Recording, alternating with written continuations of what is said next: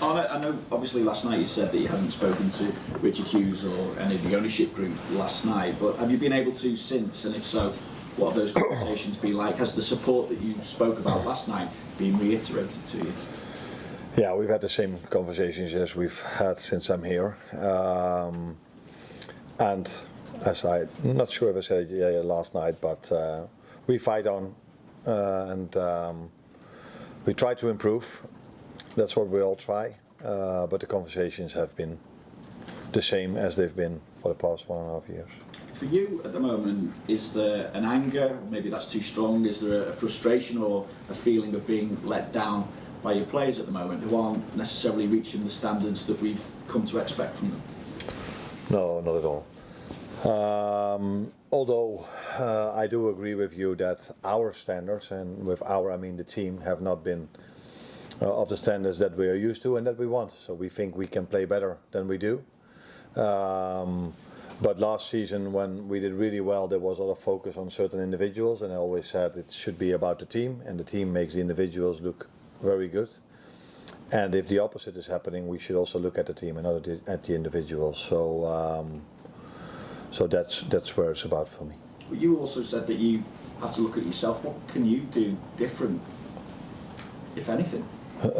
Nah, that's not so easy to say what can I do different, but it's quite normal if you win or lose or draw that you reflect on a game. Which decisions have you made? What have you done during the week?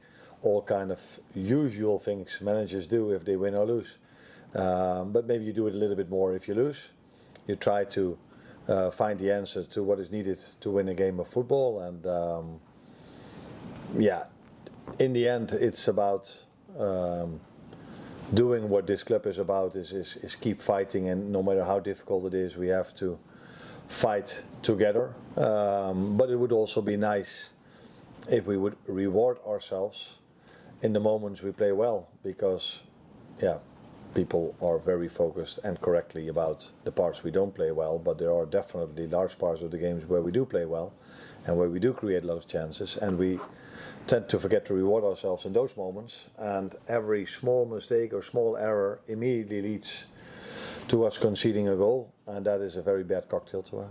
That follows on to my final question, is how pressurised a situation is this then for you as a group, for you personally, and how inhibiting can that pressure be? No, there's a lot of pressure if you work or play at a top club, and even more so if you start losing more games than this club or this players or this manager is used to. So then there's always pressure. But there was a lot of pressure last season as well for us to win the league, and now it's a different kind of pressure because we've lost so many games. But what it does to me, I can just do the same, but I don't have to play. So maybe my job is a little bit easier if it comes to this, because I think it's hard for every player if you are in a bad run of results, if you go down immediately after 3 minutes and then you play a good first half, and then 10 minutes after half time again you concede. So we get knock after knock after knock, which is hard, but that's why I keep saying that especially when that happens, we have to keep fighting, and that's what we've done so well last season and what this club is about for so many years, and that's what we expect. The minimum what I and we expect is that we do this over 90 minutes, which is not always easy if you get knock after knock after knock. That's all good. Can I just ask you about the fitness of some of your players, please? Yeah. Who obviously with his problem that he picked up, and how Florian and Alisson are as well? Ali trained again with the team today, so we hope and expect him to be available in the weekend. Florian will have his final day of rehab tomorrow, so if that all goes well, he could train with the team on Saturday. And the third one was Hugo. Yeah, of course today was recovery, but they don't expect that it has to be a big issue. But yeah, games come fast, so let's see for the weekend. But it shouldn't have to be a big issue. And as far as West Ham are concerned as well, it feels like a bit of the wrong time for you, that they're moving in a different direction now under Nuno Espirito Santo. They seem to have got a new wind and a fresh confidence of their own, I suppose. How do you feel they've been doing? Yeah, like you said, he's having an impact on their results.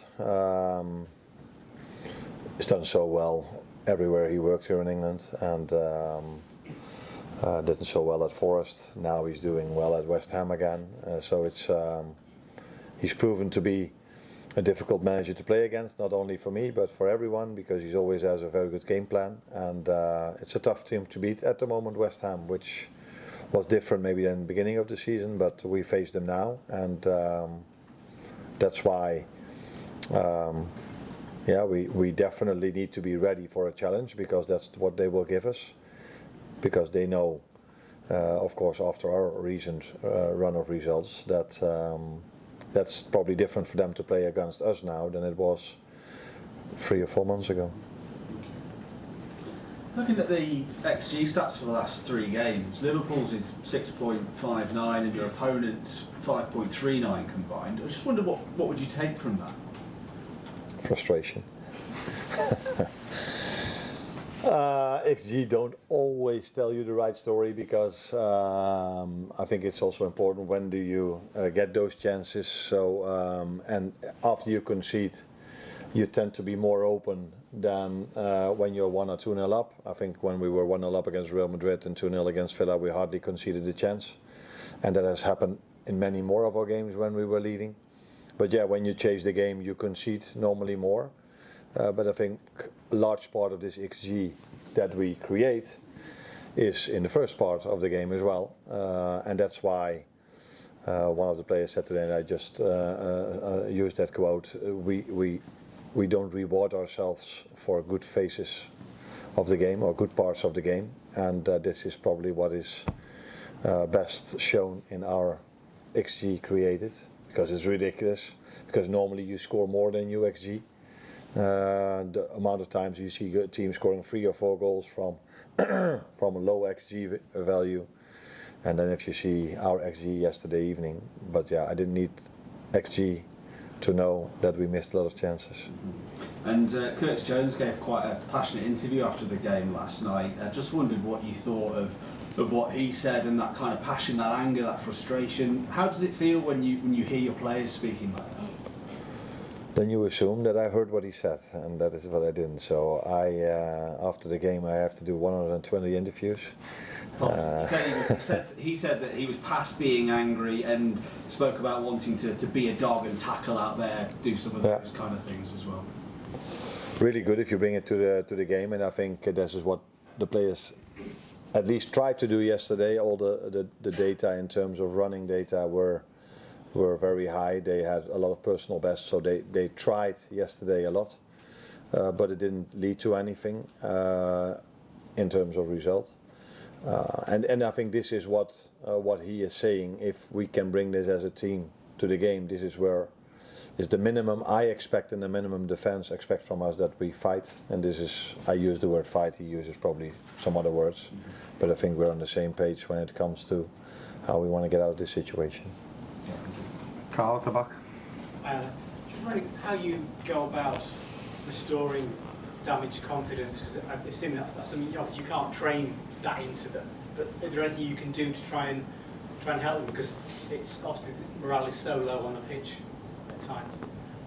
And that last thing I think should be said extra at times, because I don't see it being low when we start the game. I didn't even saw it low after we conceded the 1-0 yesterday.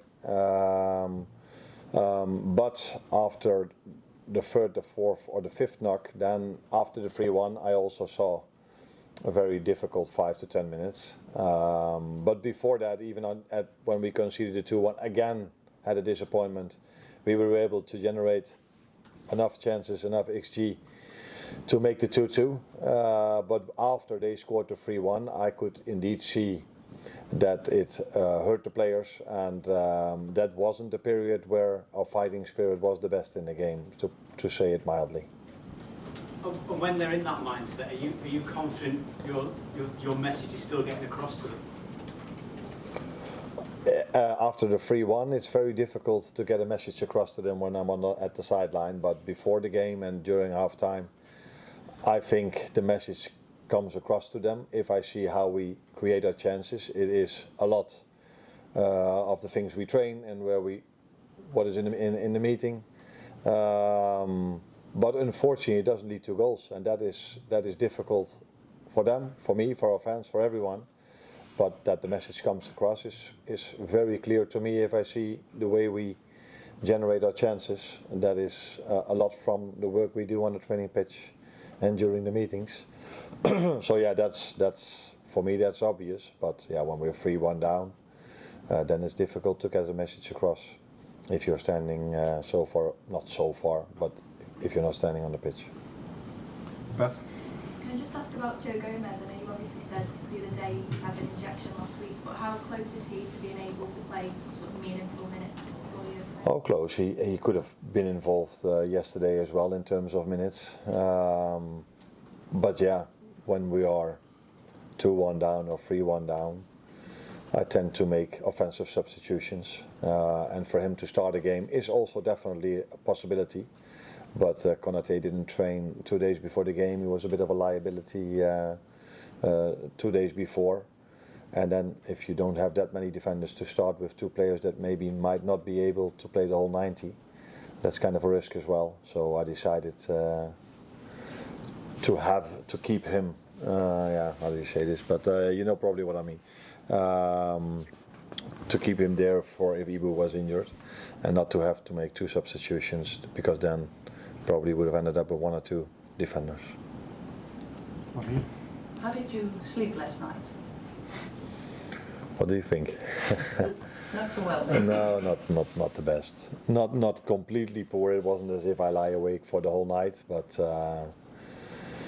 although if we win, I don't sleep well. Also, so then there's probably a lot of adrenaline, and now there's a lot of thoughts going through your mind. But I had a few hours of sleep, enough to be able to be fresh again this morning.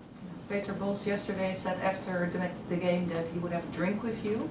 Did you have that drink? What did you talk about? No, unfortunately, I asked him to come in, but I had quite a lot of media work to do. And afterwards, when I came in, it was already a bit too late. So I will text him today to one more time congratulate him.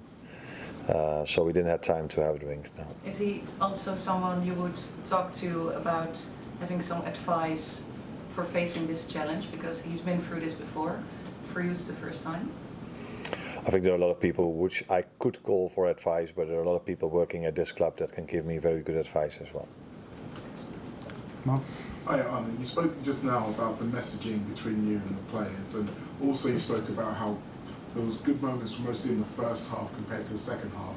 If you think back to last season, there were so many occasions where you were able to change things at half-time and get an improved performance. So do you think there's any difference in how you're adapting and assessing what's happening in that half-time period, or do you feel like the players are still taking on that messaging in the same way? I think we always remember the last one or two games the most. I think our second half performance against City was much better than our first half performance. If I go further back, so the first loss we had was against Crystal Palace. Our second half performance was much better than the first half performance. So it has been, all the losses we've had have had a different story. And the last two, indeed, the second half wasn't as good as the first half, but in the last two we conceded straight after half-time. After already being disappointed in the first half, not getting what we thought we deserved. And like I said, in my opinion, the players kept on fighting after 2-1 because we were able to create 2 or 3 very good moments and chances. The Cody Gakpo header is, I think, usually a goal. But this moment of time, not for us. We've generated enough set pieces in that part of the game as well. But after the 3-1, again, that's the part people tend to remember, which is normal because the last part of the game.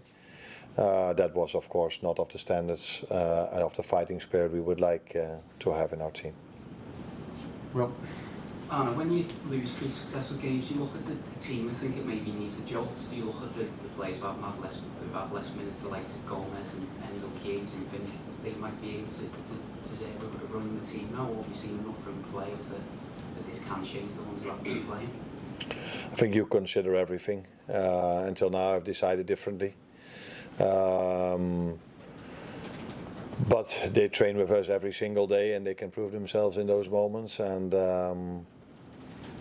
yeah, it's always a balance between, if you don't change, people think, you should change more. And I think there was a period of this season where we lost, and I made a few changes where people complained about the fact that I made a few changes too much. And there was never any time the same team.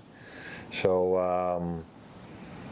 of course I consider, but I cannot tell you what the end product of that consideration is for Sunday yet.